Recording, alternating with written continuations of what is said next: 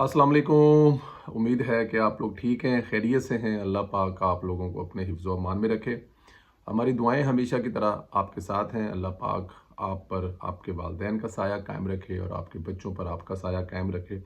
पाकिस्तान आबाद रहे, सलामत रहे, ता क़यामत रहे। और पाकिस्तान के बारे में बुरा सोचने वालों को अल्लाह पाक हिदायत दे।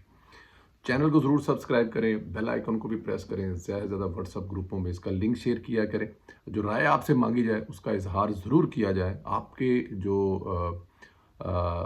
कमेंट्स हैं उनको पढ़कर ऑलवेज़ हमेशा कुछ ना कुछ उसमें से बोलने के लिए मिलता है। दोस्तों, मौलाना के हवाले से बड़ी तहलका खेज़ खबरें हैं। किस वज़ीर का क्या कसूर था, क्या कोई फारग होने जा रहा है, ये भी बताएंगे। लेकिन इससे पहले पाकिस्तान पर ऑपरेशन गोल्ड स्मिथ की जो यलगार है, मेरे ख्याल में उसके बारे में बात करना ज़्यादा ज़रूरी है कि ये ऑपरेशन गोल्ड स्मिथ पाकिस्तान की जान छोड़ क्यों नहीं रहा। क्या चाहता है ये ऑपरेशन गोल्ड स्मिथ? जब से गोल्ड स्मिथ का असासा जेल में है तब से पाकिस्तान पर ऑपरेशन गोल्ड स्मिथ की यलगार काफ़ी बढ़ गई है। रोज़ाना नए हरबे इस्तेमाल किए जा रहे हैं और काफ़ी शिद्दत से किए जाते हैं, लेकिन अब काफ़ी हद से आगे बढ़ गए हैं। अब IMF को इस्तेमाल किया जा रहा है। जब से इमरान खान गिरफ्तार हुआ है, ऑपरेशन गोल्ड स्मिथ वालों ने IMF को परेशान कर रखा है। IMF वाले पाकिस्तान को परेशान कर रहे हैं, नित नई शराइत आयद करने की कोशिश कर रहे हैं। अब IMF ने नए माहदे के साथ ये शर्त लगा दी है, पाकिस्तान कोई भी नया इकनॉमिक जोन CPEC फेज़ 2 नहीं बनाएगा। यानी पाकिस्तान की मुआशी शहरत CPEC पर कंप्रोमाइज़ करना पड़ेगा अगर आपने IMF से कर्जा लेना है। देखें, ये कोई छोटी शर्त तो नहीं है। अगर पाकिस्तान मतलब कोई मुल्क, देखें इससे पहले ये कुछ मुल्कों का IMF जो हाल कर चुका है वो आपके सामने है। हम बहुत सारे मुल्कों का नाम ले सकते हैं। इजिप्शियन जिसे मिस्र कहते हैं आप, उसका जो हाल किया था इन्होंने, क्या पता हो। फिर आप श्रीलंका चले जाएं, फिर बहुत से ममालिक दूसरे चले जाएं। और यही तरीकाकार होता है किसी मुल्क की इकॉनमी जो ऊपर जा रही हो। पाकिस्तान की इकॉनमी जो ऊपर जा रही थी, इकॉनमी बेहतर हो रही थी, IMF के चिंगल से आज़ाद हो चुके थे। लेकिन जाहिर है फिर ऑपरेशन गोल्ड स्मिथ वालों ने बाजवा साहब, फैज़ साहब से मिलकर उनका असासा पाकिस्तान पर जो मुसल्लत किया, उसके बाद अभी सब आपके सामने है। बुनियादी मसला ही इमरान खान है। आज इमरान खान को आज़ाद कर दें, IMF शर्तें भी नरम कर देगा, क्योंकि पीछे से जो ऑपरेशन गोल्ड स्मिथ है वो मुसलसल चल रहा है। बहुत सारे लोगों को उम्मीद थी कि अगर फैज़ हमीद पकड़ा जाएगा, नेटवर्क ख़त्म हो जाएगा तो चीज़ें बेहतर हो जाएंगी। लेकिन पीछे जो हैंडलर बैठे हुए हैं वो हार नहीं मान रहे हैं, जिसका मकसद ही अपने असासे को जेल से निकालना है और दोबारा इक़्तिदार में बैठाना है। बहरहाल मैं समझता हूँ पाकिस्तान को IMF को बताना होगा, ऐसे नहीं चलेगा। पाकिस्तान पहले ही IMF की सख्त शराइत के तहत अवाम पर टैक्स लगा चुका है, काफ़ी बोझ भी डाल चुका है। अब मज़ीद बर्दाश्त नहीं करना चाहिए, होना भी नहीं चाहिए। या फिर आ जाए वो घास फूस खाने वाले नारे पे और ये लग्जरी चीज़ों का करें बाइकाट, पूरी ईमानदारी से टैक्स दें, डबल काम करें और अमीर सबसे पहले अपना रोल अदा करें। जो टैक्स नहीं देते वो डबल टैक्स दें, अपने काम कारोबार चलाएं और हुकूमत का साथ दें। और अगर हुकूमत मिसाल बने उन लोगों के लिए, हुकूमत भी अपने तमाम सरकारी जो उनको सहूलतें मिली हुई हैं फ़ौरन छोड़ दे, कोई सरकारी सहूलत ना ले। अगर आपके पास सरकारी गाड़ी 4 हैं तो 1 लें, अगर आप पेट्रोल सरकार का ले रहे हैं तो 0 लें, बिजली अगर सरकार की जला रहे हैं तो खैर। ये काम करके भी आप पाकिस्तान की खिदमत कर सकते हैं और IMF को मैसेज दे सकते हैं। लेकिन ये करना मेरे ख्याल में काफ़ी मुश्किल काम होगा, लेकिन किया जा सकता है क्योंकि ये बहुत सारी ऑप्शंस हैं। बहरहाल पाकिस्तान पहले ही IMF की, जैसा कि आपको बताया, कि काफ़ी सख्त शराइत वो मान कर चल रहा है। चाइना के साथ जिनके मामलात, चाइना के साथ मामलात को मज़ीद बढ़ाया जा सकता है। रूस है, ईरान है, मिडल ईस्ट है। पाकिस्तान अपने कई मामलात पर नज़रसानी कर सकता है। फिर आइंदा माह शंघाई तंजीम का इजलास भी पाकिस्तान हो रहा है, जिसमें कई अहम ममालिक शिरकत भी करेंगे। सबसे अहम बात यह है कि चीनी वज़ीर-ए-आज़म 11 साल के बाद वज़ीर-ए-आज़म वो जो है वो पाकिस्तान में आ रहे हैं।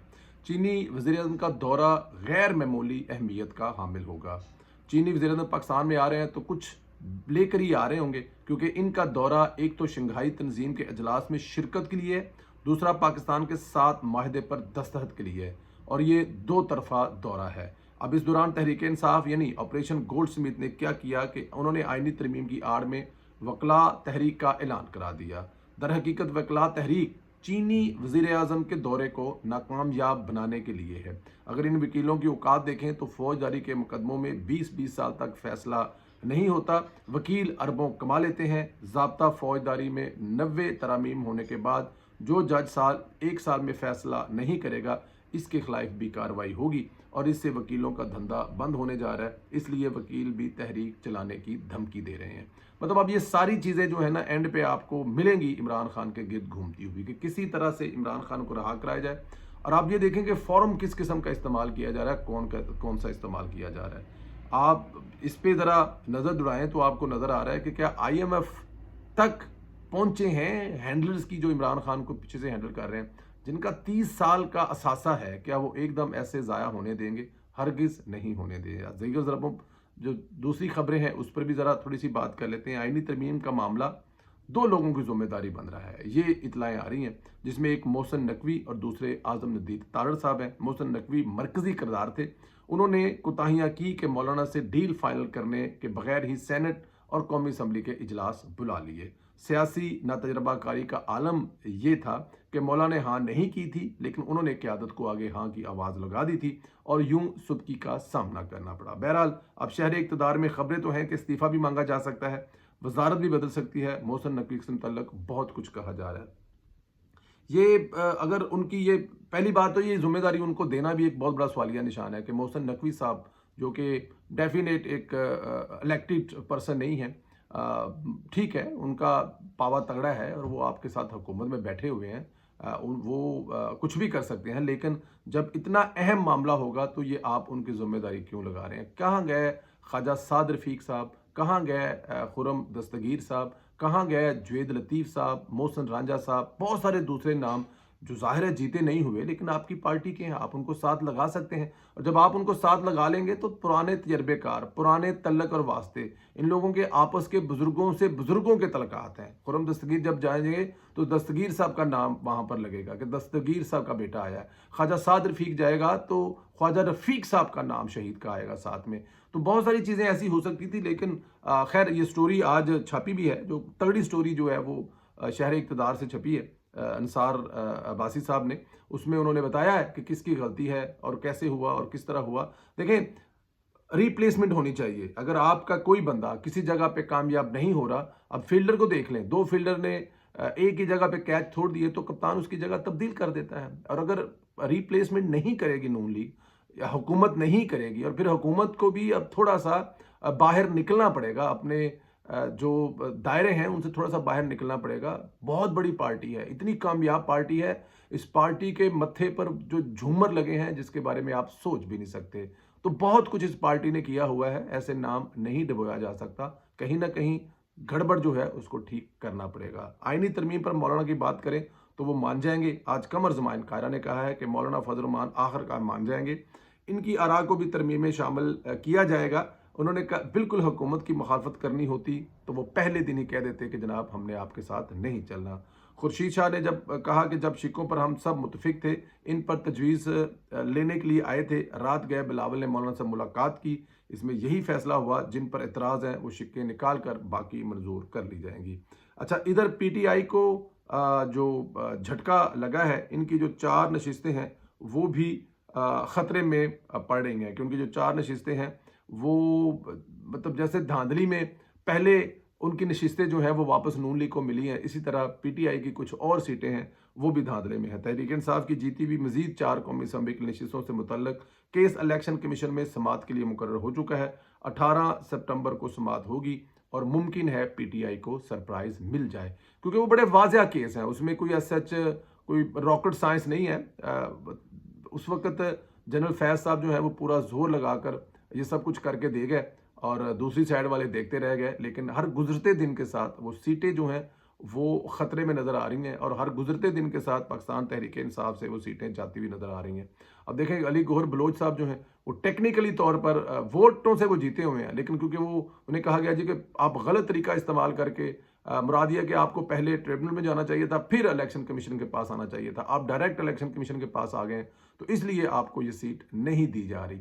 تو دوسری اور بھی بہت سارے سیٹیں ایسی ہیں جہاں پر بہت بڑا کام، این اے 15 مانسیرہ سے میاں محمد نواز شریف صاحب کی سیٹ، وہاں پہ جو جھلو پھرا ہوا ہے 22,000 ووٹ خواتین کے، ایک علاقہ کالا ڈھاکہ جہاں پہ وہ پڑے، کیا آپ سوچ سکتے ہیں کہ 22,000 خواتین وہاں پر؟ کیا مجھے اس جلسے میں ایک اتنا بڑا جلسہ تھا کہ وہ جو جلسہ گاہ تھی مانسیرا والی ساری کی ساری بھری ہوئی تھی، میاں نواز شریف صاحب، مریم نواز صاحبہ اور کیپٹن صاحب مطلب اتنے زیادہ خوش تھے اس جلسے کو دیکھ کر کے، کیونکہ لوگوں کا ایک سمندر تھا، خواتین کی تعداد تو وہاں پر 22,000 نہیں تھی۔